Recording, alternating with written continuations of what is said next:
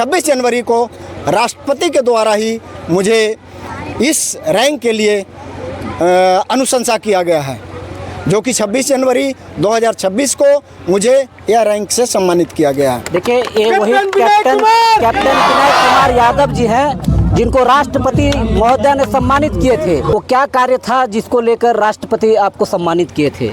चाहे ओपी विजय जो संसद के ऊपर हमला हुआ था, ओपी पराक्रम में एक बहुत ही ऊंचे दर्जे का हमने अपने आप कार्य को अंजाम दिया और लीड किया था।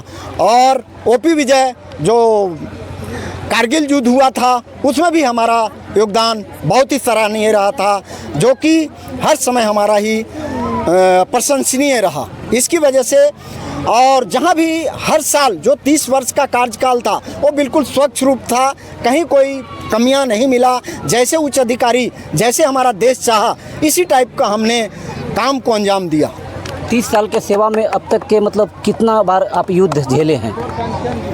मुख्य रूप से हम लोग का सेना में तो चाहे शांति काल हो या युद्ध काल हो, लड़ाई तो चलती रहती है। चाहे हम युद्धाभ्यास करें, जो युद्ध की तरह ही हम हमेशा ट्रेनिंग करते हैं, जो कि जैसा लड़ाई लगेगी तो ये नहीं कि हम तब जा कर के बॉर्डर पर जा कर के गोली फायर करना, हमेशा हम लोग तत्पर रहते हैं लड़ाई लड़ने के लिए। तो हमारे उच्च अधिकारी है या बड़े बड़े जो नेतृत्व करने वाले हैं, सभी आकर के निरीक्षण करते हैं, देखते हैं कि इनके अंदर वो काबिलियत है कि नहीं। जब लड़ाई लगेगी दूसरे देशों से, आपात स्थिति संकट में है, तो उस टाइम हमारा कार्य कैसा होगा, वो हमारा ट्रेनिंग और युद्धाभ्यास के दौरान होता है। और मुख्य रूप से युद्ध दो हमने, जो पूरा देश इंटरनेशनल लेवल का था, जो कारगिल युद्ध, जो हमारा पाकिस्तान ने, जो बर्फ़ जब ढक जाती थी पहाड़ी में, और हमारा तो उस टाइम हमारे सेना थोड़ा डाउन हो जाता था,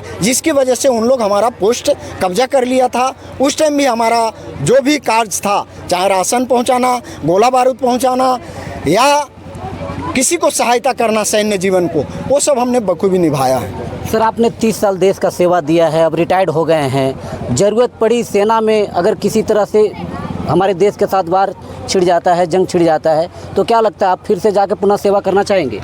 मैं हमेशा ही देश सेवक हूँ।